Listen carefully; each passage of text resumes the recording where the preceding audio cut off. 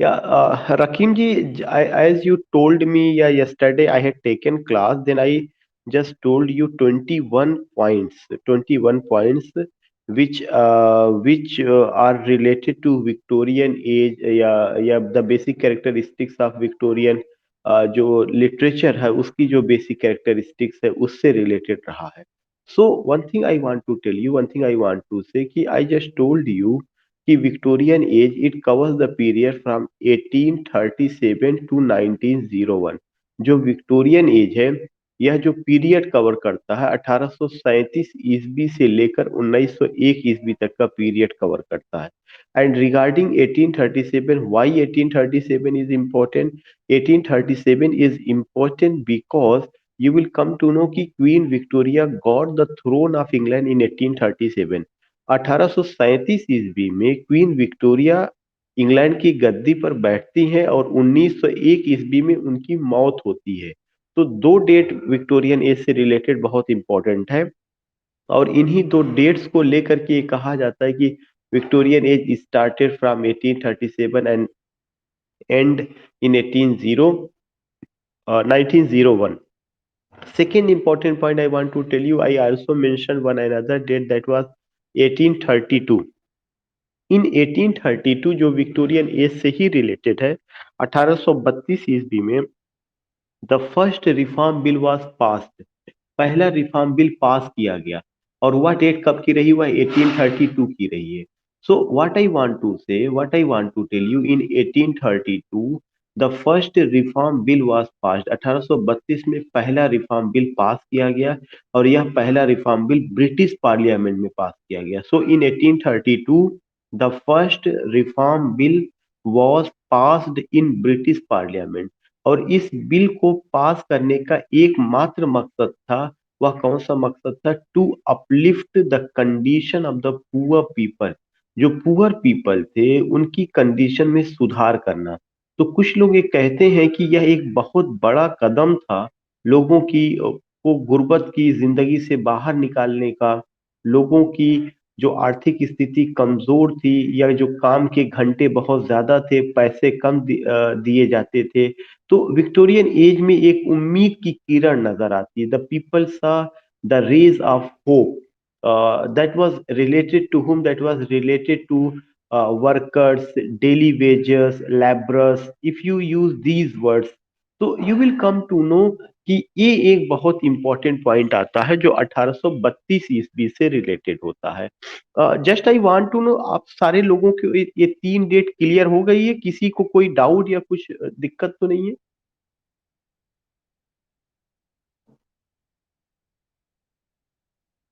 Okay okay, then I have covered what? I have covered 1837 queen Victoria का सिंहासन प्राप्त करना, 1901 क्वीन विक्टोरिया की मौत, 1832 queen sorry the first reform bill का पास होना. उसके बाद जो मैंने आपको बताया था, मैंने आपको ये कहा था कि कुछ चीजें हैं जो विक्टोरियन एज को अन्य एज से अलग करती है.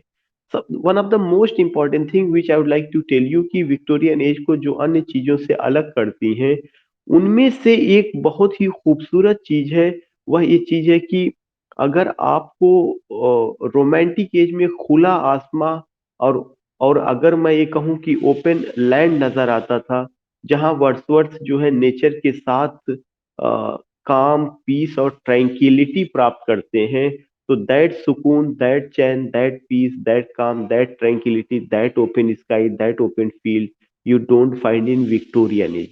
यह आपको माइंड में बहुत पहले बसा लेना चाहिए कि जो खूबसूरत धरती, जो खूबसूरत आसमां, जो हरियाली, जो पेड़ पौधे, जो नज़ारे, जो मिस्टिसिज्म, और जो खासकर वादियां, या जो आप कह सकते हैं कि पैंथिज्म, या if you use the word कि अ, अ, मतलब there was the open field. और वह जो ओपन फील्ड था, वह पार्टिकुलर ओपन फील्ड जिंदगी की एक उम्मीद थी कि जिंदगी में जीने की जो सलाहियत है उनके पास ज्यादा रही है in comparison of Victorian people. तो you have to remember that कि एक बेसिक डिफरेंस ये है कि जो एक्सपेक्टेशंस है, होप जो जिसे आप कहते हैं, या if you use the word कि एक जो एक्साइटमेंट रहा है, you don't find in the in the poets of Victorian Ira. Victorian era के जो पोएट्स हैं, आप उनमें ये चीज नहीं पाते हैं। You don't find in the poets of Victorian era. This is why I say कि it was an age of optimism, pessimism and meliorism. कल अंकिता जी ने पूछा भी था क्वेश्चन कि मेलियोरिज्म क्या होता है। तो I would like to explain each and every word कि ऑप्टिमिज्म, ऑप्टिमिज्म का मतलब इन हिंदी आशावादी। आशावादी से जो मुराद है या आशावादी से जो मतलब है, वह केवल एक चीज है कि जब आप जिंदगी में when you have expectation, even if there is a all over the side, if there is a gloomy situation, darkful situation, if there is despair, cloudy atmosphere, no rays of hope, और ऐसी condition में भी अगर आप उम्मीद की किरण आप जगा लेते हैं, तो वह जो विचार है, वह जो आइडियोलॉजी है, वह जो सोच है, उसको हम क्या कहते हैं? आशावादी कहते हैं। तो ऑप्टिमिज्म जो है यह क्या है? ऑप्टिमिज्म एक आइडियोलॉजी है।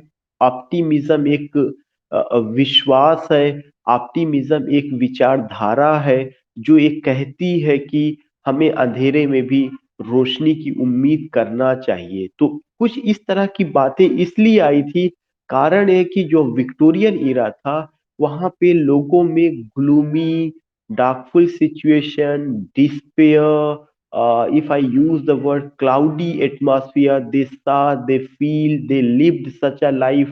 But there was a well-known poet, Robert Browning, and Robert Browning, he is known as king of dramatic monologue, has written so many beautiful poems.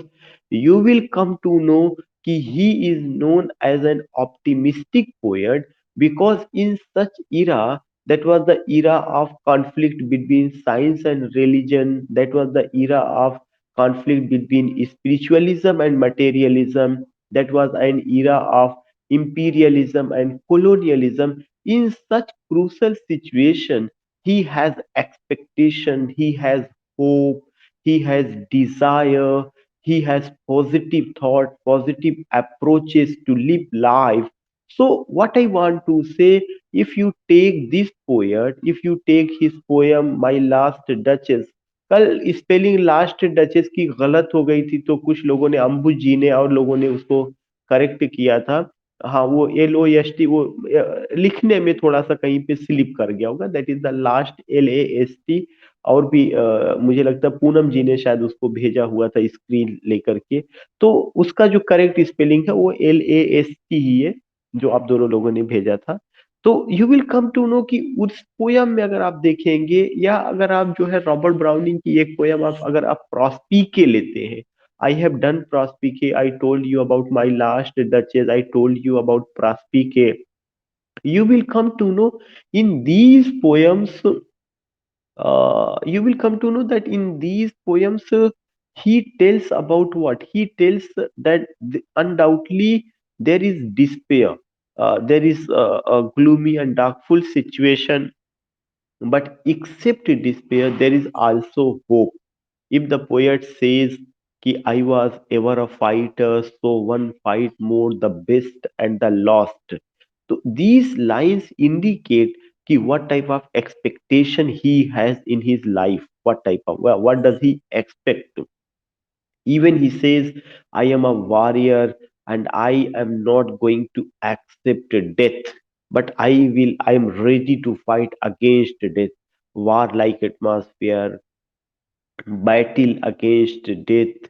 सो ये सब चीजें क्या इंडिकेट करता? अगर मुझे या किसी को ये पता चले कि I am about to die, तो एक पार्टिकुलर चीज ये होगा कि हार, बहुत जल्दी हार मानना इंसान की आदत होती है।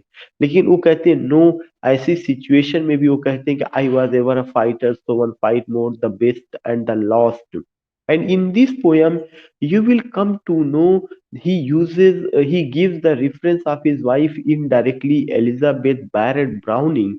His wife is no more in this world, She was a well-known poetess who composed Portuguese sonnets, but he hopes that after the death I shall clasp thee again.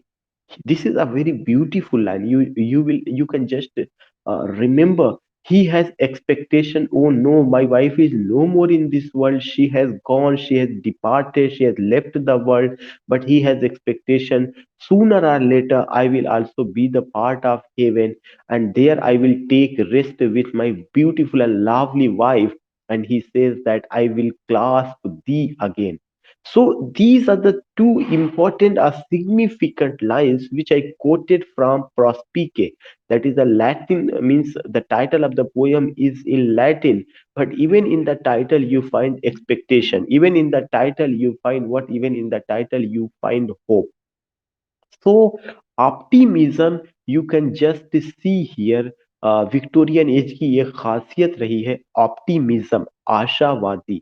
Optimism का मतलब है कि हम बुरे से बुरे वक्त में भी एक तरह से कहा जाए कि जो वर्स्ट सिचुएशन है, उस वर्स्ट सिचुएशन में भी अपनी उम्मीद को कायम रखते हैं, पॉजिटिव थॉट की उम्मीद करते हैं और ये सोचते हैं कि चीजें बेहतर होंगी। और रॉबर्ट ब्राउनिंग इसके सबसे वेल नोन पोएट है। और रॉबर्ट ब्राउनिंग की एक खासियत रही है कि रॉबर्ट ब्राउनिंग ने कभी भी अपने समय के कंटेम्प्रेरी सिचुएशन को उन्होंने कभी भी अ, अपने सामने नहीं लाया, मतलब अपनी पोयम में नहीं लाया। जो कंटेम्प्रेरी सिचुएशन, चाहे वह पॉलिटिकल रहा हो, इकोनॉमिक रहा हो, कल्चरल रहा हो, यू डोंट फाइंड उनका अपना जीवन जीने का एक उद्देश्य रहा, एक कला रहा, उसी उद्देश्य और उसी कला के साथ वो आगे बढ़ते हैं। ऑप्टिमिज्म को लेकर के I would like to tell you one another point, that is the last ride together. एक पोयम है रॉबर्ट ब्राउनिंग का। उन उसमें उन्होंने दिखाया कि उनकी जो बिलव्ड है, she has left his means his company means company of Robert Browning, and she's not ready to go with him. Robert Browning implores her beloved, request her beloved to give me the last company, ताकि अगर हम और आप किसी जिंदगी के किसी मोड़ पर मिले तो शर्मिंदा ना होना पड़े। ही रिक्वेस्ट वाई, जो उनकी बिलव्ड है, she is not ready to give any company to go with that man anywhere. But इसके बावजूद भी expectation you find that he requests, he implores, he just says. So these things you can just understand, these things you find. Second thing I want to tell you ki this is optimism. Except it, I would like to tell you to another important point. That is that is pessimism. I just told you कि Victorian age was the age of optimism and pessimism and meliorism. जो पिसिमिज्म है वह optimism के just opposite है। और कैसे opposite है? पिसिमिज्म में हर जगह पे, इवन अगर चीजें अच्छी भी होंगी, तो द पोएट और anyone who is pessimistic, he only find the negative elements either in any object or in any picture or in any situation, whether that is social situation, whatever the situation you see, you will find that कि poet को केवल एक ही चीज नजर आता है। वह कौन सी चीज नजर आती है? कि वह नेगेटिव फिनोमेना को लेगा हमेशा और हमेशा। The staunch the pioneer pessimistic poet of Victorian era was who? That was Matthew Arnold. You can take any poem. There is a very important line की नोट ऑफ ह्यूमन मिजरी, मानव कष्ट के जो संगीत है उसको उन्होंने अपनी पोयम में दर्ज किया है। जो मानव कष्ट के जो एक तरह से कैरेक्टरिस्टिक्स हैं, जो लक्षण है, वो चीज उन्होंने अपनी पोयम में रखा हुआ है। तो ह्यूमन मिजरी है, जो मानव कष्ट है, उसको उन्होंने बहुत खूबसूरती के साथ अंजाम दिया है। तो what I want to tell you कि he is known as pessimistic poet because he only talks about misery, he only talks about pain, despair, gloomy, darkful situation. Whether you take any poem, that is, if you go with Dover Beach, if you go with uh, that is a Thyrsis, if you take Scholar Gypsy, if you take Memorial Verses, if you take so many poems, you will come to know whatever the poem has been written by that man.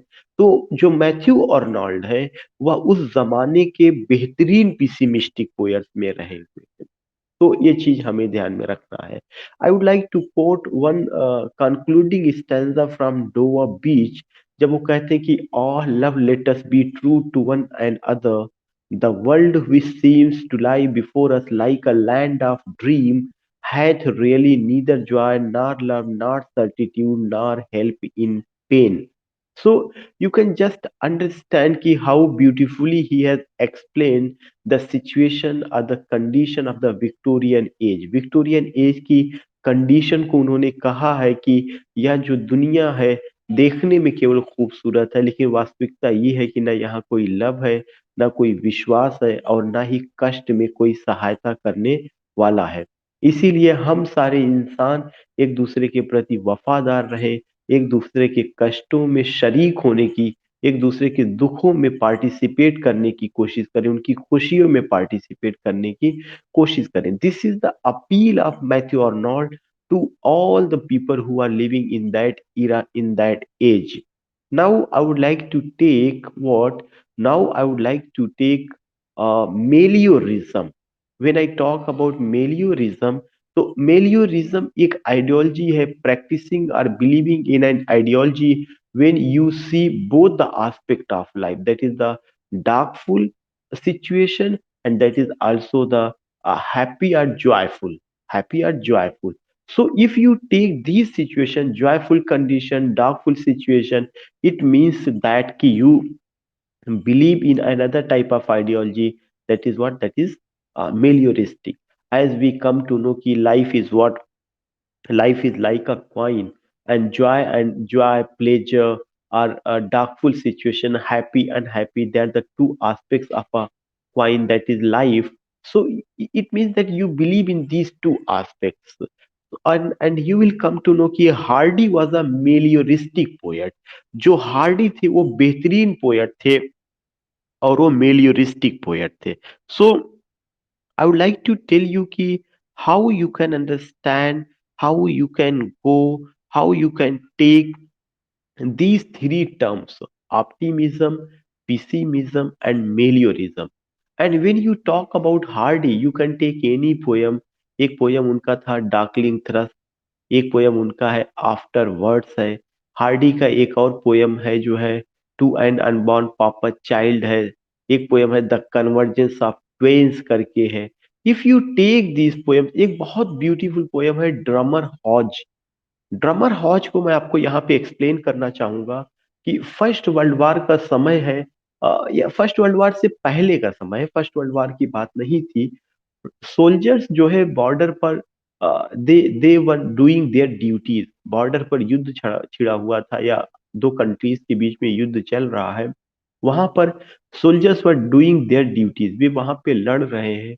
और दूर उसी जो है border से 2 kilometre, 4 kilometre, या जो भी distance रहा हो, एक और पिक्चर दिखाई पड़ता है कि there is a प्लफ man, and प्लफ man was cultivating the land.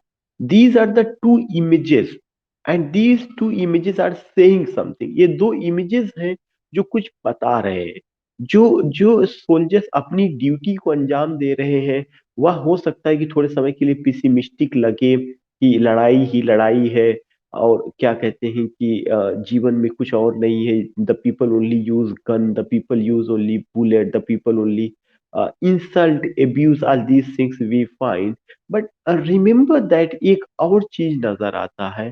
वह कौन सी चीज नजर आती है कि जो किसान का खेत जोतना है, वह जिंदगी में एक उम्मीद लेकर के आती है। वह कौन सी उम्मीद है कि नई फसलें आएंगी, फसलें लहलहाएंगी, जिंदगी का कारवां यूं ही बढ़ता जाएगा।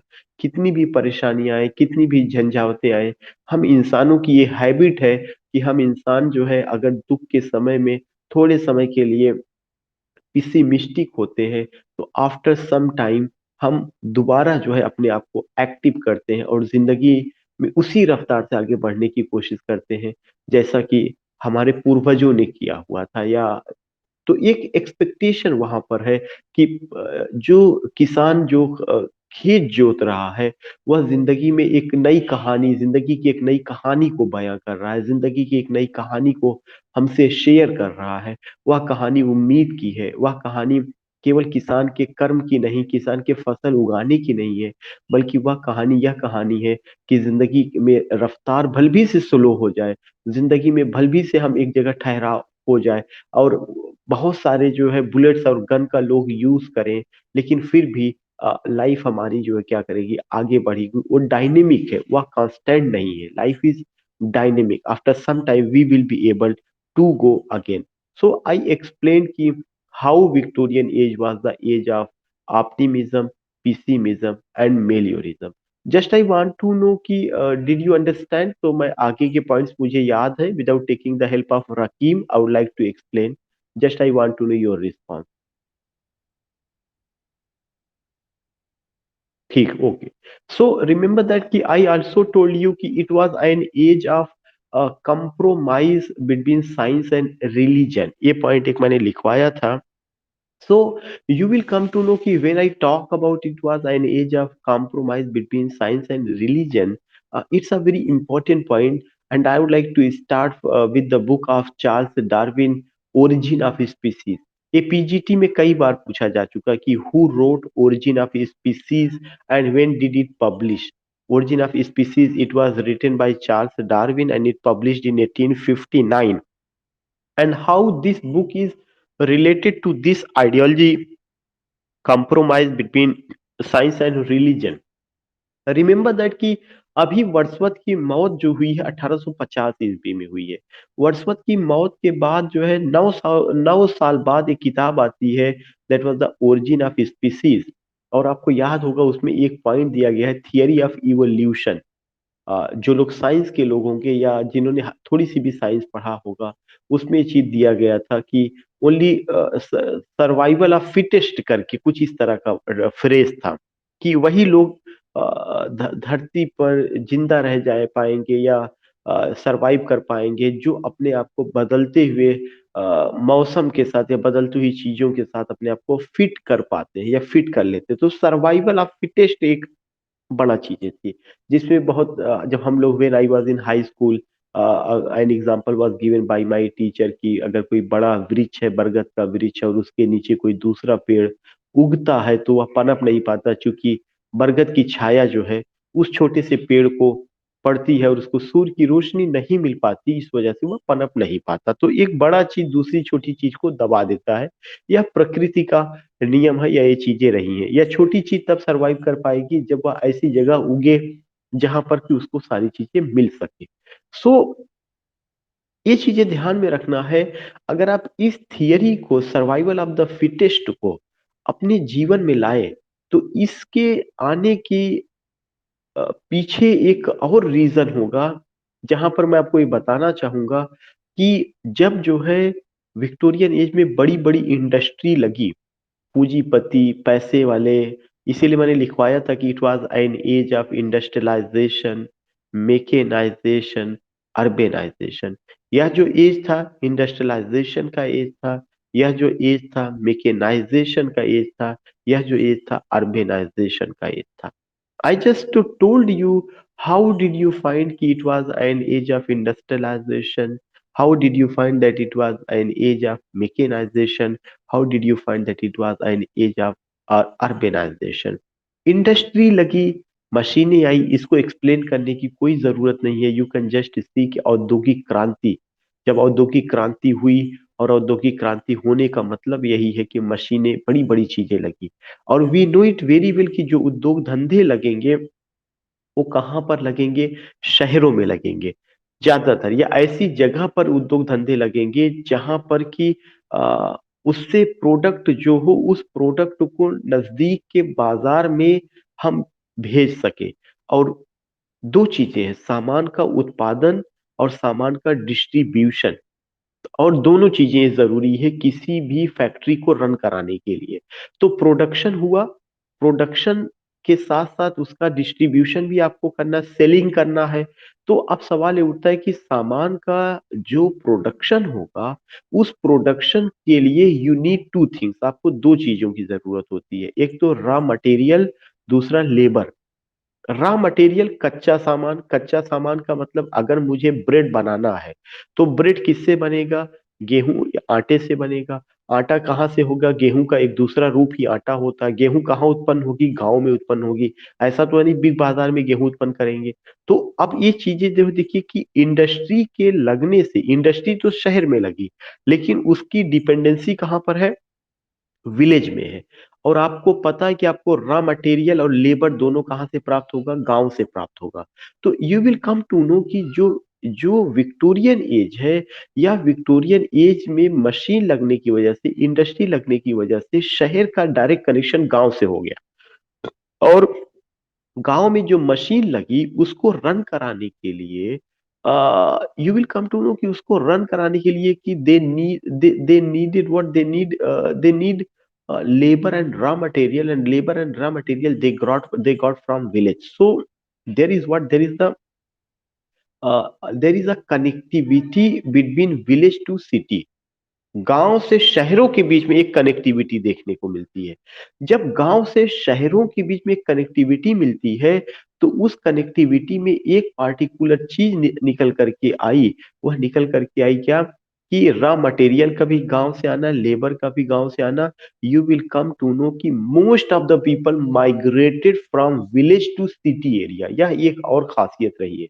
मैंने आपको याद होगा, मैंने आपको लिखवाया था, Victorian age was an age of mechanisation, industrialisation, urbanisation. Urbanisation शहरीकरण।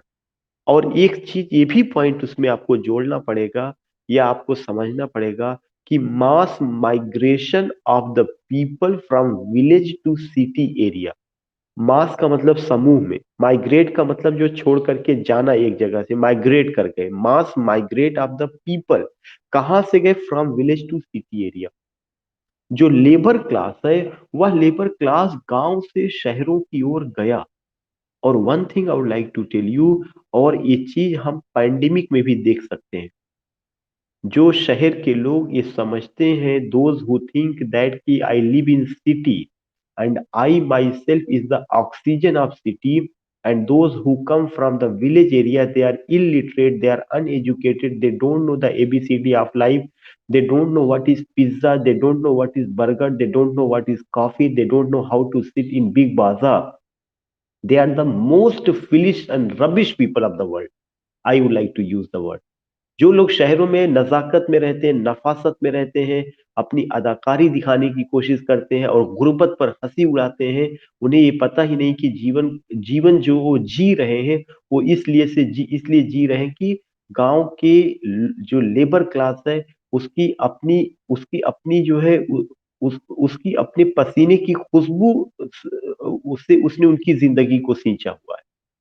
This is why they are living this type of life. They don't know. Because I would like to use the word कि you will come to know कि pandemic में I don't think कि जो है कोई भी ऐसा लीडर रहा होगा जो सड़क पर रहा होगा जो ये कहे कि मुझे प्रॉब्लम हुआ है। उसके साथ कोई दुश्वारियां नहीं आई। लोगों के लिए स्पेशल ट्रेन चली, लोगों के लिए स्पेशल बसें गई हैं।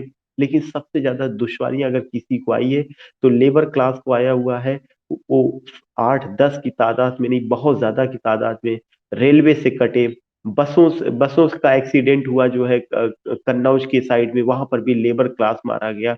उसके आगे जो है जाकर के आप अगर आप देखेंगे कि जहां जहां पर उनको आइसोलेट किया गया था, खाने की व्यवस्था नहीं थी, सर्पदंश से वे लोग जो है, स्नेक हिसिंग से वे लोग मरे।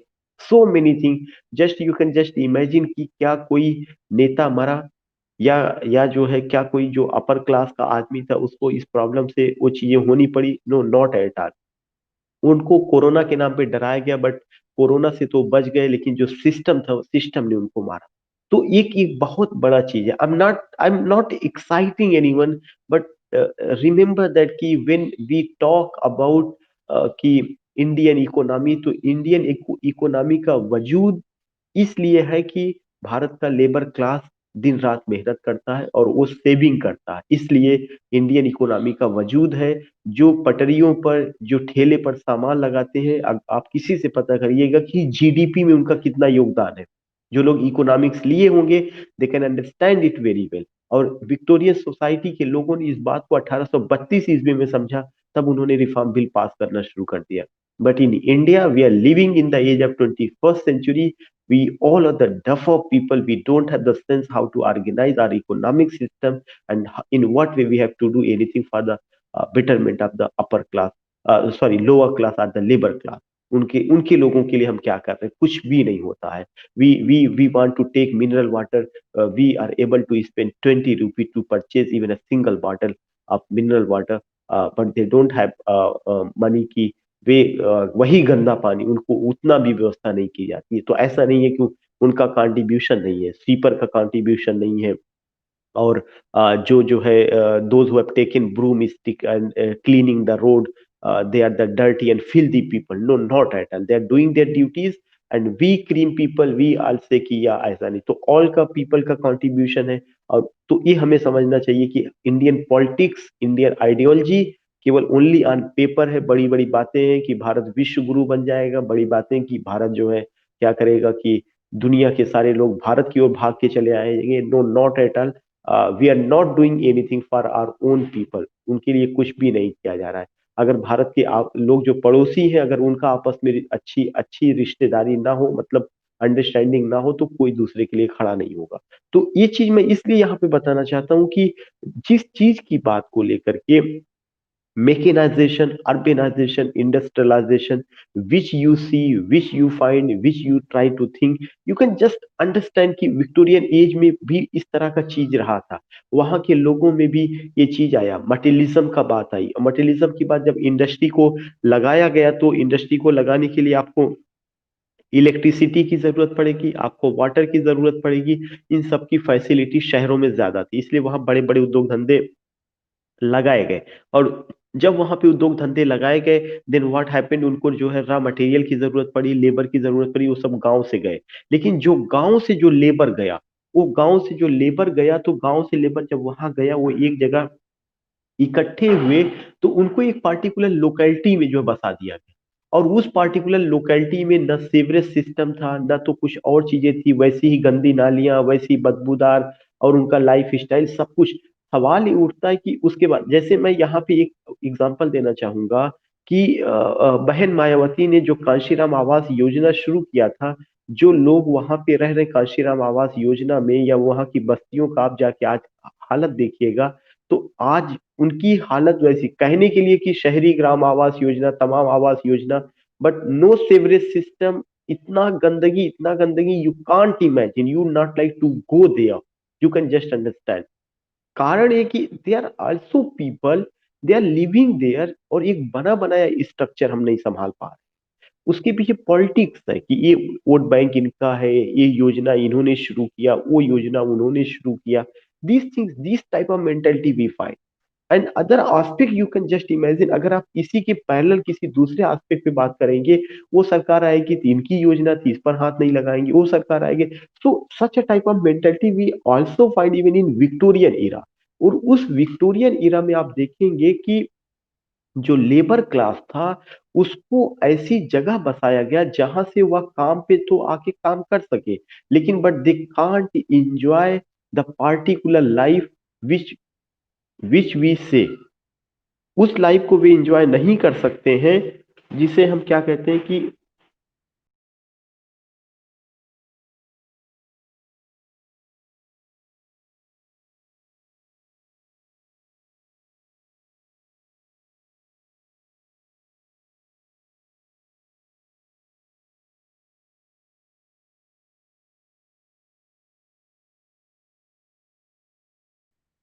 या are you getting my voice? Hello? Yeah are you getting it? Yeah okay, okay. So I was telling you कि the particular thing which I told you, you can't get at all. आप वहां पे उस चीज को imagine भी नहीं कर सकते कि सच अ थिंग कि in what way their locality, in what way उनको बसाया गया और कैसे उनको ट्रीट किया गया।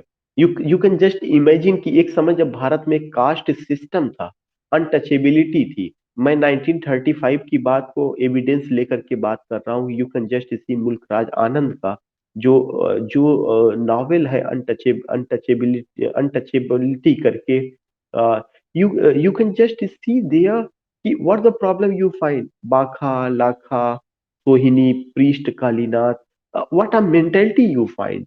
और उस समय जो बस्तियां बसाई जाती थी, ये बस्तियां जो है परहैप्स मुझे लगता है कि गांव की जो मेन बस्तियां होती थी उससे अलग बसाया जाता था। और वहां पर ये होता था कि पूरा उधर से आने वाली हवा मेन बस्ती को नहीं टच कर पाएगी। गले में हांडी बांध दी जाती थी कि you are not allowed to spit at all, आप जो है वहीं पर ही वो करेंगे। केरल में तो बहुत ज्यादा दिक्कत थी, एक आध जगहों पे ऐसा कि वो अपने शरीर को ढकने के लिए टैक्स भी उनको देना पड़ता था। अनटचेबिलिटी का इतना क्रूएल रूप देखने को मिलेगा। सो ये जितना भी सिचुएशन रहा है, उस पार्टिकुलर सिचुएशन में, या जो हमारे समाज में बुराइयां थी कि पति के मर जाने के बाद पत्नी को जो है सती होना पड़ेगा, तो ये जो सोसाइटी में बुराइयां थी, हम वक्त के साथ हमने बहुत कुछ किया।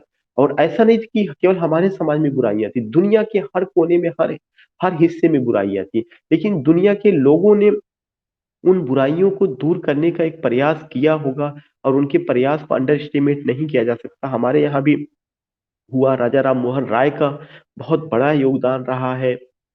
तमाम रिफॉर्मर्स आए थे, स्वामी दयानंद सरस्वती जी का, सर सैयद अहमद खान जी का, एजुकेशन में जितने भी लोग थे उधर से, उनको बहुत दुश्वारियों का सामना करना पड़ा, तमाम चीजें।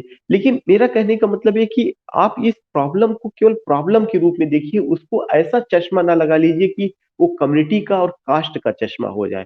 क्योंकि प्रॉब्लम जो है वो बहुत सारी प्रॉब्लम, ऐसे ऐसे बहुत सारे मेरे लोग साथ जुड़े हुए हैं जो इकोनॉमिक रूप से कमजोर है। they all belong to upper caste, they all belong to you can say कि लोअर कास्ट से बिलोंग करते हैं। तो जो लोअर कास्ट का जो है उनके साथ जो इकोनॉमिक प्रॉब्लम है, वो इकोनॉमिक प्रॉब्लम अपर कास्ट में भी पाई जा रही है। तो बीइंग अ इंसान, we should always ready to help all the people who are suffering from this problem. ऐसा नहीं होना चाहिए कि I belong to upper caste तो अपर कास्ट के लोगों का हेल्प, या कोई लोअर कास्ट का है तो लोअर कास्ट के लोगों का हेल्प, क्योंकि यही हमारी इंसानियत को बांटने का सबसे पहला कदम होता है। और उस इंसानियत को सही से परखने का पहला कदम होता है कि हम बट रहे हैं या हम आपस में एक दूसरे को जोड़ रहे हैं। But in Indian politics, in Indian society, always we find such a type of problem, untouchability. They you belong to my caste, I belong to your caste, you belong to my community, I belong to your community, I speak this language, I speak that language. Then we are not going to unite, we are going to divide our. So this thing I'm telling you, because these things also I found where these things you can just see the reflection of such a type of things in Victorian era। Victorian era में जब industry बसाई गई, अच्छी चीज थी, काम के मौके मिले, उसको इनकार नहीं किया जा सकता। लेकिन उसका फायदा किसको मिला? Those who established industry. और जो वहां काम करने वाला आदमी था, जो वहां काम करने वाला आदमी था, उसको कई घंटे काम करना पड़ा, 14 घंटे, 18 घंटे, और पैसा उतना नहीं मिला। So you can just see this problem. And I want to say, I want to tell you कि उनका अपना जो लाइफ स्टाइल था बहुत पुअर था, बहुत गंदा था, जिसका रिफ्लेक्शन चार्ल्स डिकेंस के नॉवल में मिलेगा। जिस तरह से वे लोग यहाँ पे ये कहते थे कि Indian and dogs are not allowed. जब मैंने आपको कोलोनियलिज्म पढ़ाया था तो मैंने कहा था कि Britishers ruled here and they said कि Indians and dogs are not allowed, specially civil lines area of any district that was the residence of the Britisher officers, they were living there। In the same way वहां पर आप देख सकते हैं, labour हमें चाहिए, sweeper हमें चाहिए, वॉशरमैन हमें चाहिए, घर में झाड़ू पोछा लगाने वाला हमें चाहिए। लेकिन जो है क्या होगा, मेंटेलिटी हमारी नहीं बदलेगी उसके प्रति। तो ये एक बड़ा क्वेश्चन है जो उस एज में भी देखने को मिलता है कि mass migration of the people and in what way they have been treated. और मुझे जहां तक याद आ रहा है कि एक उसमें एक चीज यूज किया गया, I am just missing that particular thing, कि जब गरीबों ने देखा कि जो अमीर के लोग हैं उनका अपना स्टाइल है, they wear coat pant and tie, and they take food using dining table, and their babies are well dressed. They go to school and they say, bye mama, mama how are you. तो they started to imitate, जो वहाँ का middle class था या जो वहाँ का lower class था, they started to imitate that particular life style. अपने बच्चों को पढ़ाना, उनको उस कंडीशन में ले जाना, ये सारी की सारी चीजें जो है आपको देखने को मिलेगी। Second important thing I want to tell you कि मुझे लगता है ये पोर्शन आपको समझ में आ गया कि migration of the people from village to city area and mechanisation, urbanisation and industrialisation. मैं जो बात कर रहा था ओरिजिन ऑफ स्पीसीज को लेकर, थियरी ऑफ इवोल्यूशन को लेकर, सर्वाइवल ऑफ द फिटेस्ट को लेकर के, फिर आपको ये देखने को मिलेगा कि इसी लेबर क्लास में कुछ बेचारे जीवित रहे, कुछ मर गए। क्यों? क्योंकि उनके पास वो संसाधन नहीं था। अगर ठंड ज्यादा पड़ रही है, हमारे पास टूल्स है, मशीन है वाटर को गर्म करने के लिए, we have geyser, we have other thing, but what's about those people who are lying on platform, even they don't have a कंबल, they don't have quilt to wrap themselves, उनके पास रजाई नहीं है कि वे अपने बदन को लपेट सके। तो यू कैन जस्ट इमेजिन कि कितना डिस्पैरिटी है। मैं नहीं कहता कि हर आदमी आईएएस बन जाएगा, हर आदमी प्रोफेसर बन जाएगा, लेकिन कम से कम जीने के लिए इतना तो लोगों के पास हो जाए।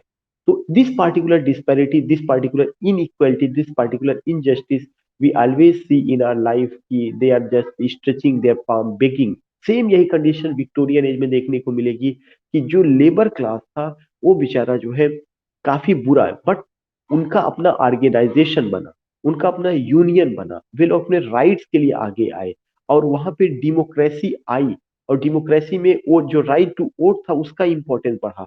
तो उन्होंने ऐसी गवर्नमेंट को चुना जो लेबर की सपोर्ट पे थी। इसीलिए आप वहां पे देखेंगे कि जो गवर्नमेंट वहां पे लेबर पार्टी भी एक है ब्रिटेन में। तो वो ऐसा क्यों रखा गया, इस तरह की चीजें।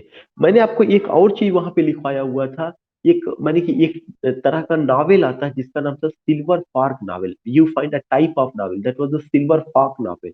ये जो सिल्वर फॉर्क नावल था, सिल्वर का मतलब ही होता है चांदी, फॉर्क आप समझते हैं कि जो कांटेदार चम्मच है, just we use to take Maggi and so many things. So ये जो सिल्वर फॉक्स नॉवेल रहा है, ये इसलिए रखा गया कि जो बड़े घराने के लोग रहे थे, उनकी अपनी लाइफ स्टाइल क्या थी, how do they take, how do they eat, all these things you see, all these things you find. So what I want to say, what I want to tell you, you can just understand, you can just take these things की aristocratic life को लेकर के वहां के लिटरी man पीछे नहीं रहे, उसका रिफ्लेक्शन पुअर क्लास का जो लाइफ रहा उसका रिफ्लेक्शन। मैं आपको बार बार ये कहूंगा कि डेविड कॉपरफील्ड, ओलिवर ट्विस्ट, अगर आपको याद हो, कुछ आपने पढ़ा होगा, तो एजुकेशन सिस्टम आप देख सकते हैं कि पिक पॉकेटिंग, बोर्डिंग में रहने वाले बच्चों को खाना ना मिलना, गलत संगत में ओलिवर का पड़ जाना, डेविड के साथ वही चीजें होना। तो ये एक ऐसा जो लाइफ है जो बहुत अपर क्लास नहीं था, middle class, lower class, pickpocketing वगैरह, all these things you can just see, all these things you can just find. So again, I would like to tell you कि when we talk about these things, या when we talk about Victorian people, Victorian spirit, Victorian mentality, Victorian educational system, Victorian politics, Victorian ideology, Victorian economic condition, you will come to know एक बड़ी दीवार खड़ी हो जाती है upper class और साथ ही साथ लोअर क्लास, उसके बीच में मिडिल क्लास भी है, but they are not enjoying their lives, ऐसा कुछ उनके पास नहीं है। तो अब उसमें से लोग क्यों जो है मर गए, लोग क्यों किनारे पर लग गए, हाशिए पर क्यों आए, क्योंकि वे इकोनॉमिक रूप से स्ट्रांग नहीं थे। इंग्लैंड में कास्ट की प्रॉब्लम नहीं थी, इंडिया में कास्ट की भी प्रॉब्लम थी और इकोनॉमिक प्रॉब्लम भी थी। इंग्लैंड में जो प्रॉब्लम रही है वह किस चीज को प्रॉब्लम लेकर के थी, वह प्रॉब्लम जो है इकोनॉमी को। एक ऐसा वर्ग होगा जो इंडस्ट्री लगाया है, पैसा सब उसी के पास जाएगा, 70% वही बेनिफिट कमाएगा, 30% दूसरा कोई पाएगा, और उसमें 30% में 100 लोगों का शेयर होगा, 70% एक जाएगा। Just as you can just see Indian economy, आज के जो है 4-5 घरानों में ही पूरा का पूरा पैसा जो है होना।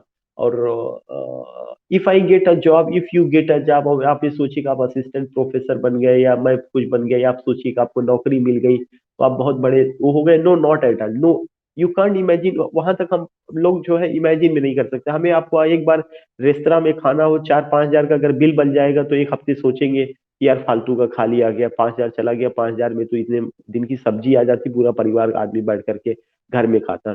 बट ऐसे ऐसे लोग हैं, हो सकता है कि जिनकी दो कॉफी ही 5,000 की होती हो। तो यू कैन जस्ट, मतलब व्हाट आई वांट टू से कि what type of disparity do you find in are specially economy. ऐसा नहीं कि वो चीजें अवेलेबल नहीं है, आपके पास पैसा आ जाता, आप भी उस चीज को अवेल कर सकते हैं।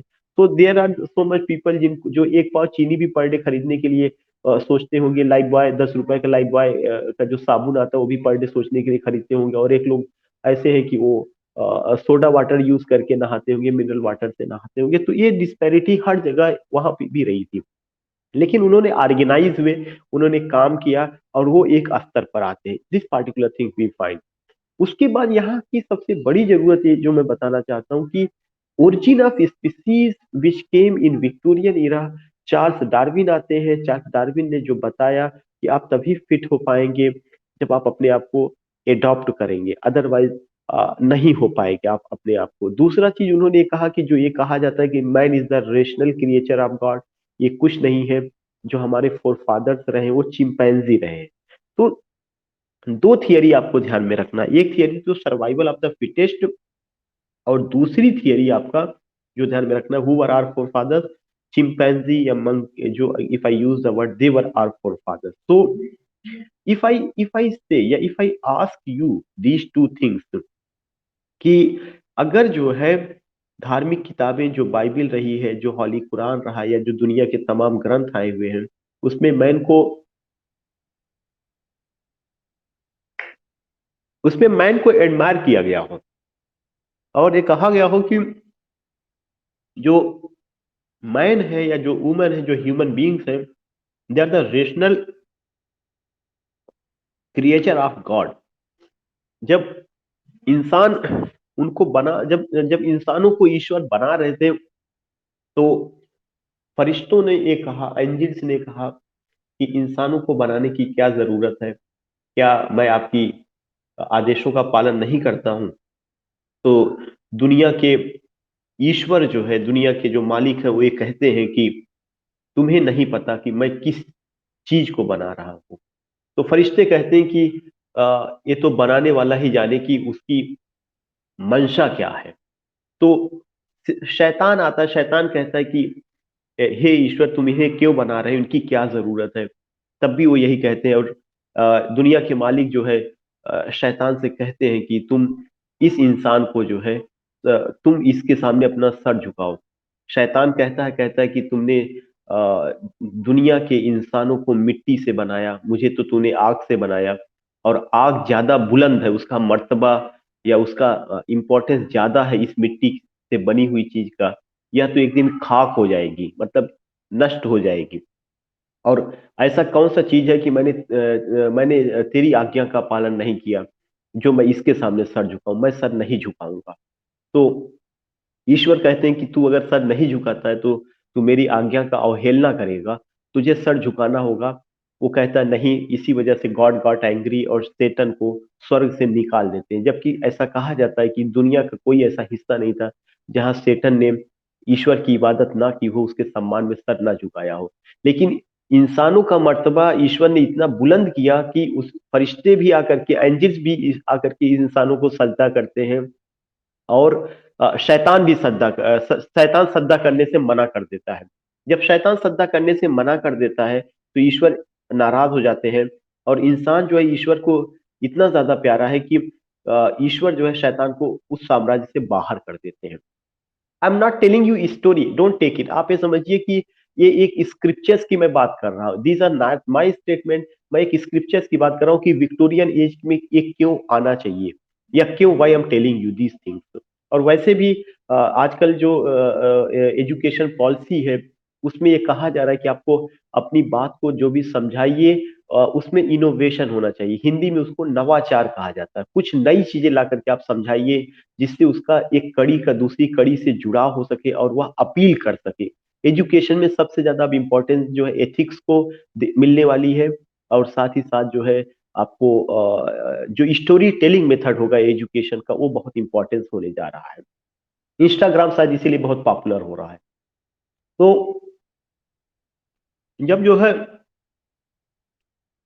इंसानों को एक तरह से फरिश्ते आए और उन्होंने सजदा किया या सर झुकाया, तो फरिश्तों ने पूछा कि इनकी क्या जरूरत है। तो अगर ये कहा जाए कि ईश्वर के शब्दों में कि ये धरती के क्या बनेंगे, ये धरती के नायब बनेंगे।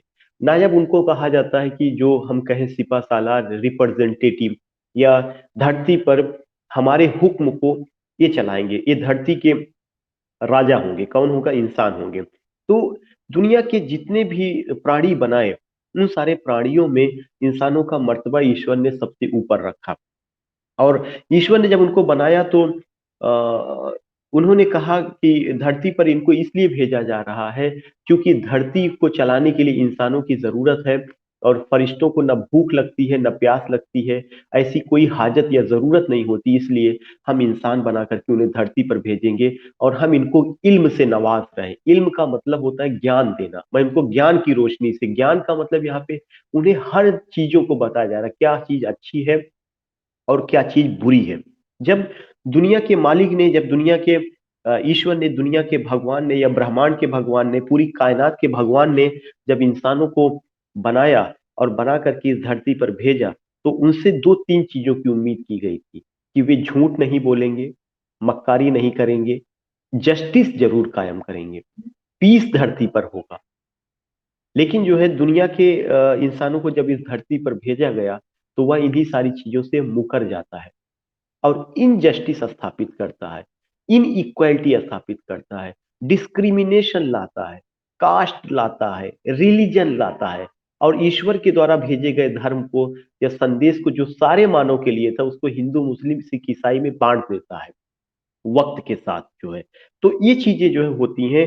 तो यू कैन जस्ट अंडरस्टैंड कि जब ये बात आती है, और इसी बात को लेकर के जो है कौन कहते हैं कि हमारे जो पूर्वज थे, वे वे मंकीज थे, साइंटिफिक पॉइंट ऑफ व्यू से प्रूव करते हैं। तो उस समय के जो धार्मिक ठेकेदार थे, उनको बड़ा बुरा लगता है कि ईश्वर के धार्मिक ग्रंथों में तो ये बताया गया कि हमको फरिश्तों ने सजदा किया, हमको शैतान ने सब सजदा किया, हम तो ग्रेट हैं। तो कैसे जो है क्या कहते हैं कि हम बंदरों की प्रजाति के हो सकते हैं, हम कैसे बंदर हो सकते हैं? तो ये तो हमें बंदर बता रहा है। अब यहाँ पे दो विचारधारा उत्पन्न होती है। एक विचारधारा वह होती है जो साइंटिफिक पॉइंट ऑफ व्यू से तैयार है उस चीज को स्वीकार करने के लिए, और दूसरी विचारधारा कौन सी विचारधारा होती है? जो धार्मिक विचारधारा थी। इसीलिए मैंने आपको लिखवाया था कि Victorian age was the age of conflict between science and religion. और मैंने ये भी लिखवाया था, Victorian age was the age of compromise between science and religion. तो एक विचारधारा है जो लड़ाई झगड़े की ओर जाती है, और दूसरा उसमें कंप्रोमाइज कराती है। तो you can just take, you can just understand कि जिस एज में आप रह रहे हैं, वह एज कितना तेजी के साथ बदल रहा है। क्या वर्ड्सवर्थ जो 1850 तक जिंदा थे, अगर डार्विन उससे पूछते कि हे वर्ड्सवर्थ, जिस मिस्टिसिज्म की तुमने बात किया है, जिस जो है पैंथिज्म की तुमने बात किया है, क्या तुम उस चीज को साइंस के चश्मे से सिद्ध कर सकते हो? तो शायद वर्ड्सवर्थ भी हेल्पलेस हो जाते और अपना संगीत बजाते हुए, अपना गीत गाते हुए कहीं दूसरी जगह ठिकाना ले लेते। उन्हें विक्टोरियन एज नहीं भाता। सो ट्राई टू अंडरस्टैंड कि जिस एज में आप है वह एज साइंस का है। जिस एज में, जिस एज का मतलब विक्टोरियन एज, जिस एज में आप है वह एज टेक्नोलॉजी का है। जिस एज में आप है वह एज जो है एक अर्बेनाइजेशन का, इकोनॉमी का एज है। वहां पे रिलेशनशिप का कोई मायने नहीं है। पैसा है, पूंजी है, इंपायर है, कोलोनियलिज्म है, रूलिंग है। एक ऐसी स्पिरिट है जिस स्पिरिट में जज्बातों का कोई महत्व नहीं। वहां जज्बातों के समंदर को कोई इंपॉर्टेंस देने वाला नहीं। You don't find such a thing. तो उस एज में, और ऐसे एज में कॉन्फ्लिक्ट होना स्वाभाविक था। और इसी कॉन्फ्लिक्ट का परिणाम रहा है कि आपको दो मूवमेंट देखने को मिलता है। एक मूवमेंट मैंने आपको बताया था, ऑक्सफोर्ड मूवमेंट। ऑक्सफोर्ड मूवमेंट या ट्रैक्टेरियन मूवमेंट जो 1848 ईस्वी में हुआ था, जहां पे जॉन केबल जैसे लोग आते हैं जो रिलीजन को नए ढंग से, एक नई रोशनी में उसको बताने की कोशिश करते हैं। और एक और मूवमेंट हुआ था, और वह तो हिस्ट्री का बहुत बेहतरीन मूवमेंट, बहुत बड़ा मूवमेंट है, और मुझे लगता है कि 21st सेंचुरी में फिर से उसकी जरूरत है, और वह आपका मार्क्सिज्म था। वह जो मार्क्सिज्म जो मूवमेंट रहा है, उस मार्क्सिज्म मूवमेंट जो 1848 ईस्वी में आता है, जिसमें कार्ल मार्क्स और फ्रेडरिक एंजल ने who wrote communist manifesto, and in that manifesto he told कि undoubtedly there is inequality on the basis of what, on the basis of the distribution of the natural resources or economy। उन्होंने बताया कि जो हमारे पास प्राकृतिक संसाधन है, जो हमारे पास इकोनॉमी है, उसका सही से डिस्ट्रीब्यूशन नहीं है। किसी के पास बहुत ज्यादा है, किसी के पास कम है। इस वजह से समाज में डिस्पैरिटी है, इस वजह से समाज में इनइक्वालिटी है, इस वजह से समाज में इनजस्टिस है, और जिसकी एक झलक जॉन गाल्सवर्दी के ड्रामा और नॉवेल में देखने को मिलती है, चाहे वह सिल्वर बॉक्स होगा, चाहे आपका और भी जो है द मैन ऑफ प्रॉपर्टी होगा। अगर आप उन सब में देखेंगे, इफ यू सी, तो आप वहां पर, या जस्टिस को अगर आप बात करते हैं, जस्टिस को आप लेंगे तो उसका एक रिफ्लेक्शन वहां पे देखने को मिलेगा। मैं हमेशा ये अपने क्लास में हमेशा ये कहता हूँ कि जो लिटरेचर है, वह उस वह उस एज का आईना है। जो लिटरेचर है वह उस एज का डॉक्यूमेंट है। जो लिटरेचर है वह उस एज का साक्ष्य है।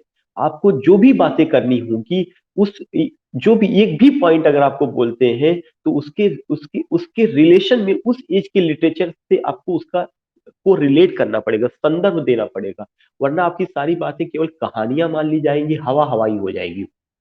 हिस्ट्री आपको मैं क्यों पढ़ाता हूँ, आथर के टेक्स्ट का एग्जाम्पल क्यों देता हूँ?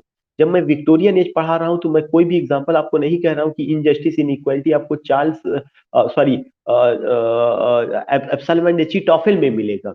जितना भी एग्जाम्पल दिया गया वर्ड्सवर्थ से उठा करके Tennyson, Matthew Arnold, Robert browning, उसी एज तक मैं सीमित रह के बात कर रहा हूँ। आप जब भी हिस्ट्री पढ़िए, तो हिस्ट्री, लिटरेचर की हिस्ट्री वह हिस्ट्री नहीं है जो क्रोनोलॉजिकल ऑर्डर में ये पैदा हुए ये मर गए। लिटरेचर की हिस्ट्री जिंदगी की सांस होती है, लिटरेचर की हिस्ट्री जिंदगी का आईना होती है, लिटरेचर की हिस्ट्री जिंदगी का ऑक्सीजन होती है, जो आपको जीवन जीने की कला बताती है, और जो साथ ही साथ उन एज में जो जो गलतियां की गई उससे सबक ले सिखाने की बात करती है, और अगर कोई घाव उस एज में हुआ होता है उस पर मरहम लगाने का भी काम करती है। तो this is another type of history, and the history which you read, that is another type of history. तो दिस इज द ब्यूटी, और इसको हमें कोरिलेट, तो डार्विन भी यहाँ पर आ रहे हैं। यहाँ पे क्या कहते हैं कि आपके जो है कार्ल मार्क्स भी आ रहे हैं, फ्रेडरिक इंजल भी आ रहे हैं, साइंस भी आ रहा है, हिस्ट्री भी आ रहा है। लेकिन यह साइंस या हिस्ट्री हम उतना ही ले रहे हैं जो हमारे लिटरेचर के हिसाब से समझने की जरूरत हो। और इंडिया का जो न्यू एजुकेशन पॉलिसी है, उसमें तो जो है बहुत कुछ परिवर्तित होने वाला है, सारा स्ट्रीम चेंज होने वाला है, कोई आर्ट नहीं होगा, कोई साइंस नहीं होगा। जो जो लोग साइंस पढ़ रहे हैं वो भी इंग्लिश लिटरेचर ले सकते हैं, जो डॉक्टर बनेंगे वो चाहेंगे तो एक सब्जेक्ट इंग्लिश लिटरेचर ले सकते हैं, जो जो इंग्लिश लिटरेचर ले रहा है वो चाहेगा तो एक सब्जेक्ट इकोनॉमिक्स कह रहे हैं, वो चाहेगा तो कॉमर्स का ले सकता है, साइंस का ले सकता है। तो जो नॉलेज एक बाउंड्री का जो डिसाइड किया गया था यहीं तक वहां तक, वो सब चीजें कोलैप्स होने जा रही है। So these things I have taken, these things I told you, और वो सारे पॉइंट्स एक दूसरे से कोरिलेट है। तो अगर आप देखने की कोशिश करेंगे, मैंने जितनी भी चीजें बताई कि urbanisation, mechanisation, mass migration of the people, industrialisation, raw material, labour class, उनके साथ कैसा ट्रीटमेंट किया गया, फिर मैंने फिर मैंने आपको आगे ये बताया कि आगे जैसे आप बढ़ते हैं, तो चार्ल्स डार्विन का आना, ओरिजिन ऑफ स्पीसीज, उसके बाद मैंने आपको ये बताया कि किस हिसाब से आप जो है compromise between science and religion, conflict between science and religion. और टेनिसन तो रिप्रेजेंटेटिव पोएट रहे हैं जिन्होंने इस जो कंप्रोमाइज करते हैं कि ना तो मैं बहुत रिलीजन को डिस्कार्ड कर सकता हूँ, और ना ही मैं साइंस का बहुत ज्यादा सपोर्ट कर सकता हूँ, बल्कि दोनों के बीच में उन्होंने कंप्रोमाइज ही किया। तो these things you find later on. आप देखेंगे कि और जो भी उससे रिलेटेड एजेस रहे हैं, खासकर इंपीरियलिज्म, आपको ये पता है कि भारत का जो प्रथम स्वतंत्रता संग्राम लड़ा गया, दैट वाज फॉट इन 1857। और उस समय जो है queen Victoria was ruling in England. 1857 से पहले भारत में जो भारत का शासन था, that was in the hand of the east India company. But when Bahadur Shah Zafar was killed, assassinated, I mean, I am not using this word. He was killed. He was defeated. Jhansi की रानी और जितने भी और मौलवी लियाकत अली और मौलवी लियाकत अली के अलावा you will come to know Allahabad का जो रिप्रेजेंटेटिव बेगम हजरत महल का. इसके अलावा इफ यू सी दुनिया के हर कोने में उससे पहले टीपू सुल्तान हैदर अली मराठों का मारा जाना. इन लोगों की जो शहादत रही है उस शहादत को अगर आप 1857 तक काउंट करेंगे तो वो शहादत बहुत बड़ी शहादत रही है.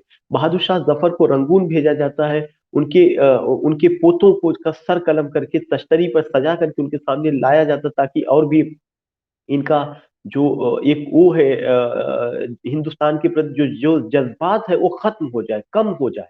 लेकिन उसके बावजूद भी अंतिम समय तक अभी मुझे वो गजल नहीं याद आ रही, वो लाइनें नहीं याद आ रही कि मैं रंगून में तो दफन हो रहा हूँ लेकिन यादें आज भी हिंदुस्तान से जुड़ी हुई है. तो ये जो जज्बा था उसको ब्रिटिशर ने कम किया, कत्ल किया, खुलेआम कत्लेआम किया. इलाहाबाद में तो चौक में एक नीम का पेड़ है, आज भी वो हिस्टोरिकल प्लेस है. वहां पे कहा गया कि ऐसी कोई टहनी नहीं थी जहां पर जो है लोगों को एक एक टहनी में ना जो है फांसी दी गई हो, मतलब उसकी शाखाओं में. तो you will come to know कि ये जितना भी रहा है कंट्रीब्यूशन, शहादत, जो लड़ाइयां लड़ी गई थी 1857 के बाद डायरेक्ट ईस्ट इंडिया कंपनी से क्वीन विक्टोरिया ले लेती है और ये इंडिया को अपने हाथ में लेती है. तब वहां से इंपीरियलिज्म की शुरुआत होती है कि पूरी तरह से जो है अब जो इंडिया है that is the colony of the British empire. पहले तो ईस्ट इंडिया कंपनी का कॉलोनी रहा होगा लेकिन अब इंपायर का कॉलोनी हो गया. तो उस समय इंपीरियलिज्म आया और इंपीरियलिज्म में तमाम टैक्टिस अपनाई गई, स्वर्ड का यूज करके, फोर्सेस का यूज करके, आइडियोलॉजीज का यूज करके कि आपको रूल किया जाए. उसके बाद तमाम तरह की और टैक्टिस अपनाई गई और उन टैक्टिस में आप देखेंगे कि तुम लोग की so many tactics you will find.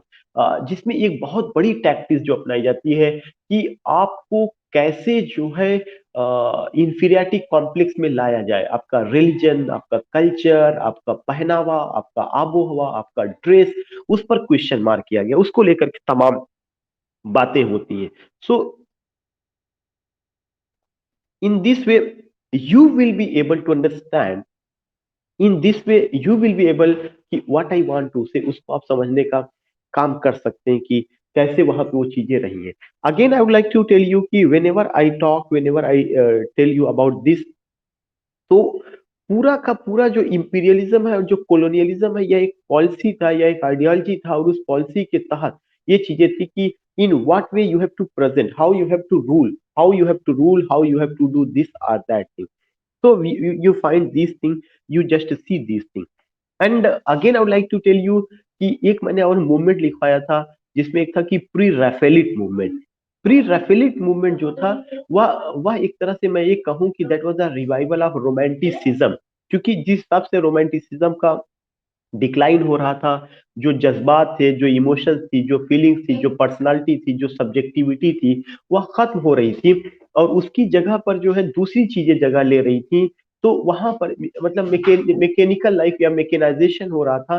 तो उसके बाद होता क्या है कि प्री रैफेलिट मूवमेंट ने जिसमें जो है एक मतलब बहुत अच्छे अच्छे राइटर्स भी उसमें, पोएट्स वगैरह भी रहे हैं, जिसमें एसी स्विनबर्न रहे हैं और भी लोग रहे हैं. तो you will come to know कि उस मूवमेंट के लोगों ने क्या किया कि रफेल से पहले, प्री माने पहले, रफेल एक पेंटर का नाम था जो इटालियन पेंटर थे. उनसे पहले पेंटिंग में जो स्टाइल अडॉप्ट की गई थी वही स्टाइल उन्होंने पोइट्री में अडॉप्ट की. इसलिए उसको प्री रफेलिक मूवमेंट कहा जाता है. प्री माने पहले, रफेल जो इटालियन पेंटर थे जो रिनेशा में आए थे 14th सेंचुरी में, उनसे पहले what the style was used in painting, तो वही सेम चीजें स्टाइल पोयम कंपोज करने के लिए की गई. जिसमें एक बहुत बड़ी खासियत थी पिक्टोरियल इमेज और मैं ये कहूं कि सेंसुअसनेस. पिक्टोरियल इमेज और सेंसुअसनेस, यह दो बड़ी खासियत रही उस समय की उसकी. तो ये मैंने किया था. बाकी मैंने आपको बताया था कि जहां तक बात है तो इस एज में ड्रामा का पतन होता है, you we find the downfall of drama. और नावल के फील्ड में मैंने आपको बताया था कि रीजनल नावल आता है जो पार्टिकुलर रीजन लोकेलिटी को लेकर के बात करता है, जिसमें टॉमस हार्डी रहे हैं। और हार्डी का एक बेहतरीन novel far from the madding crowd है, Tess of the d'Urbervilles है, जूडा जूडा ऑब्सक्योर है, मेयर ऑफ कैस्टम ब्रिज है। So many novels you will come to know. इसके अलावा मैंने बताया था कि नावल ऑफ रिफॉर्मेशन आता है, और वह नावल ऑफ रिफॉर्मेशन जो चार्ल्स डिकेंस का रहा है। चार्ल्स डिकेंस के अलावा उसमें जॉर्ज इलियट रही है। तो डिकेंस के तो बहुत सारे नावल, ओलिवर का ओलिवर ट्विस्ट रहा है, ओलिवर डेविड कॉपरफील्ड रहा है। So many things you find. और जॉर्ज इलियट का जो रहा है उसमें भी सिलास मैरिनर था। This things you come to know. और जॉर्ज इलियट तो मैरी एन इवांस के भी नाम से लिखा करती थी, ये भी क्वेश्चन पूछा गया था। Except it you come to know कि नावल ऑफ रिफॉर्मेशन और के अलावा जो है सिल्वर फॉक्स नावल को लेकर मैंने बात किया था कि कैसे उस एज में एक एरिस्टोक्रेटिक लाइफ या उसकी जिंदगी का रिफ्लेक्शन हमें देखने को मिलता है। दूसरा चीज जहां तक बात है प्रोज का, तो प्रोज में आप देखेंगे मैथ्यू अर्नोल्ड आते हैं जिन्होंने टच स्टोन मेथड का कॉन्सेप्ट दिया, जिन्होंने कल्चर और एनार्की नाम का एक बहुत अच्छी क्रिटिकल बुक लिखा, जिन्होंने कहा poetry is the criticism of life, जिन्होंने कहा कि जो जो क्रिटिसिज्म है, criticism is an art to criticism is an endeavor to know the best that is propagate and thought in the world। ये बात उन्होंने कहा। इसके अलावा आप देखते हैं कि लॉर्ड मैकाले, जो बड़ा नाम है, मैकाले की शिक्षा पद्धति, उनका अपना कॉन्सेप्ट रहा था। ओरिजिन ऑफ स्पीसीज प्रोज में लिखा गया। और इसके अलावा जॉन रस्किन का उस समय का जो है, अब मैंने एक नाम दिया हुआ था। तो ये सब वेल नोन राइटर्स हैं जो प्रोज में आए हुए हैं। जहां तक पोइट्री की बात है, तो पोइट्री में आप ऐसा नहीं देखते कि यहाँ पे रोमांटिक एज की तरह ओल्डर जनरेशन यंगर जनरेशन है। हाँ, कुछ ग्रेट पोएट्स हैं और वो ग्रेट पोएट्स अपने अपने ढंग से लिखते हैं। टेनिसन रिप्रेजेंटेटिव पोएट रहे हैं, ब्राउनिंग ऑप्टिमिस्टिक पोएट रहे हैं, मैथ्यू अर्नोल्ड पिसिमिस्टिक पोएट रहे हैं, हार्डी मेलियोरिस्टिक रहे हैं, लेकिन सब में लगभग स्पिरिट एक जैसी रही है। सबने लिरिक को कंपोज किया है, सबने शॉर्ट पोयम्स को कंपोज किया है, ब्लैंक वर्ड्स में पोयम को लिखा गया है। एक पोयम, एक आध दो पोयम ऐसी रही जहां पे हीरोइक कपलेट का भी यूज किया गया है। So I told you the basic characteristics of Victorian age. उसको मैंने कवर किया, मैंने आपको बता दिया। Now if you have any query, any problem या regarding class, do you want to say something, तो यू कैन से।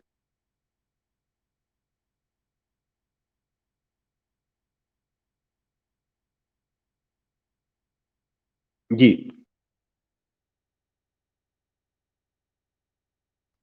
नहीं, टच स्टोन मेथड मैडम वो तो मैं आपको अभी सब डिटेल में बताऊंगा, प्री रैफेलिट मूवमेंट डिटेल में बताऊंगा, ऑक्सफोर्ड मूवमेंट डिटेल में बताऊंगा, कार्ल मार्क्स का कंट्रीब्यूशन डिटेल में बताऊंगा। ये तो केवल, ये केवल एक एक वो था कि इस एज में किन किन शब्दों को, किन किन पोएट को, किन किन तरह की नावल को आपको माइंड में करना है। अभी तो ये विक्टोरियन एज की शुरुआत है, जहां पे हमने आपको एक कहा जाता है कि ना, कि मूवी से, पूरी मूवी दिखाने से पहले कुछ ट्रेलर दिया जाता है, तो वो चीजें अभी आपके सामने आई हुई।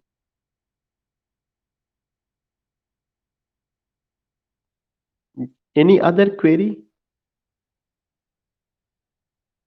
And regarding the class, because I could not unmute myself, unmute in the sense कि unmute my video, तो मुझे लग रहा था कि शायद हो सकता है कि कुछ प्रॉब्लम आई हो समझने में। तो आई होप कि शायद कोई भी ऐसी प्रॉब्लम नहीं होगी, आपको चीजें समझ में आई होंगी ठीक ठाक ढंग से, क्योंकि कल हम लोगों ने पॉइंट पहले नोट कर लिया था, तो पॉइंट वो आपके माइंड में रहा होगा, तो एक्सप्लेनेशन में आसानी आई होगी।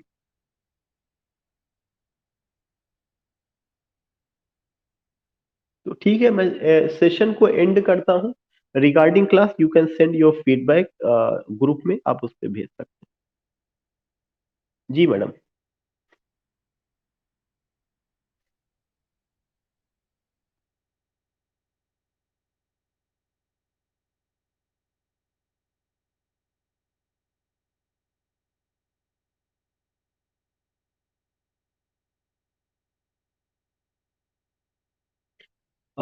जुवेरिया मैडम, आपकी आवाज कट रही है। मैंने एक ये चीज सुना कि आपने मेल का जो WH मैंने लिखवाया है, अगर आप उसका फुल फॉर्म जानना चाहती हो तो वो विलियम हर्बर्ट उसका फुल फॉर्म है, जो उसका इनिशियल नेम।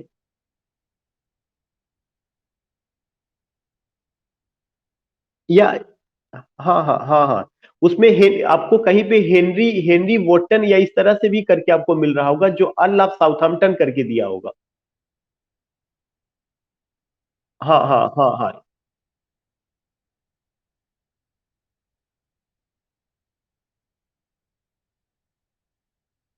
नहीं, WH का क्या दिया है?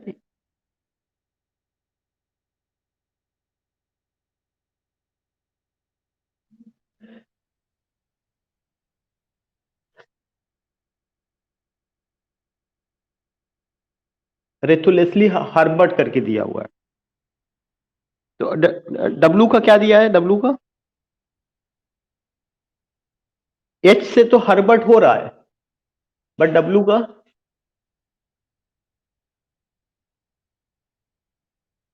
अच्छा, W को का नहीं यूज किया गया, बट रिमेंबर दैट कि उनका जो नाम जो रहा है, वो इनिशियल नेम है, उसका फुल फॉर्म को लेकर के दो चीजें मिलती है।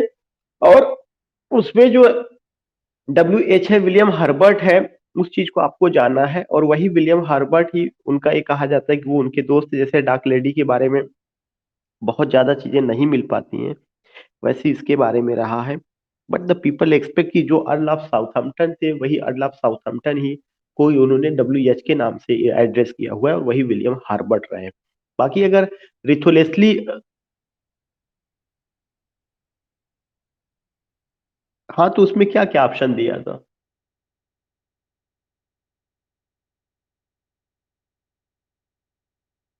विलियम हार्बर्ट करके नहीं था। अगर विलियम हार्बर्ट ऑप्शन नहीं दिया था, रिथोलेस्ली है, तो रिथोलेस्ली हार्बर्ट के साथ आप जाइएगा। जो भी आपको दो में से एक ऑप्शन मिलेगा, इन्हीं में से आप जाइए।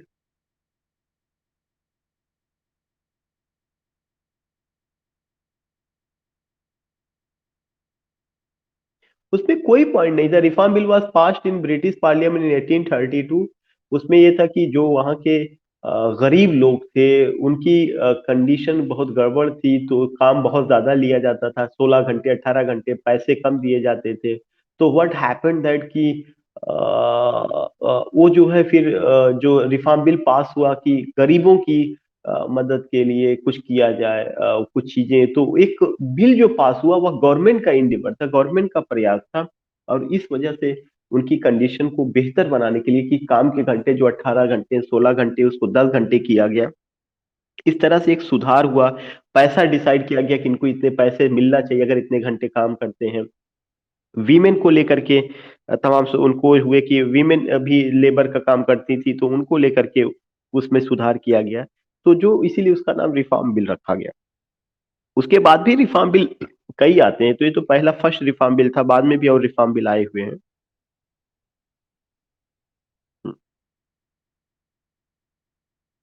हाँ हाँ।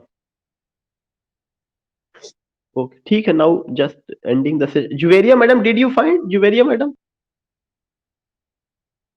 या रिथोलेस्ली?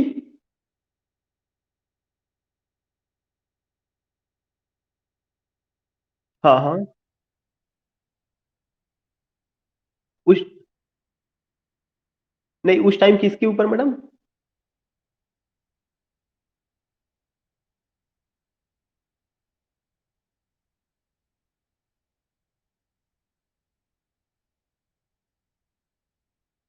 अच्छा, मतलब W का फुल फॉर्म नहीं दिया था?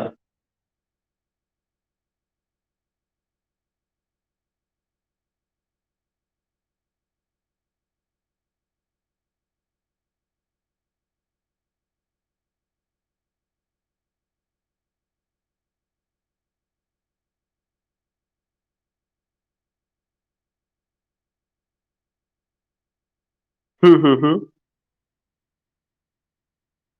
हाँ हाँ, उनको डेडिकेट, इवन उनको डेडिकेट किया गया। बाद में जो है, अगर आप देखेंगे, जो 1594 ईस्वी में उनकी दो पोयम आती है, रेप ऑफ ल्यूक्रिस और वीनस एंड एडोनिस, वो पोयम भी उन्हीं को डेडिकेट की गई है।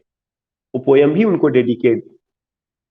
हाँ हाँ, उनको डेडिकेट की गई। तो वो जो मैडम जो दो नाम जो आपको उसमें है, वो हो सकता है कि वहां पे रिथोलेस्ली करके आर का उन्होंने उनका पूरा नाम किया होगा।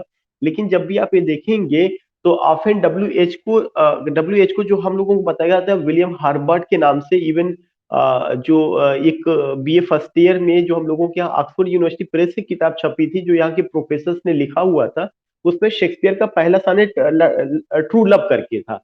तो ट्रू लव को जब उन्होंने एक्सप्लेन किया था तो जो यहाँ का जो किताब आई थी उसमें इनिशियल नेम डब्ल्यू एच और ब्रैकेट में विलियम हर्बर्ट करके दिया हुआ था। और अगर by the way William Herbert option में नहीं आता तो रिथोलेस्ली हो सकता है कि उसका कुछ और नाम, क्योंकि डब्लू को वो लोग और एक्सप्लेन नहीं कर रहे हैं, रिथोलेस्ली से चल रहे हैं।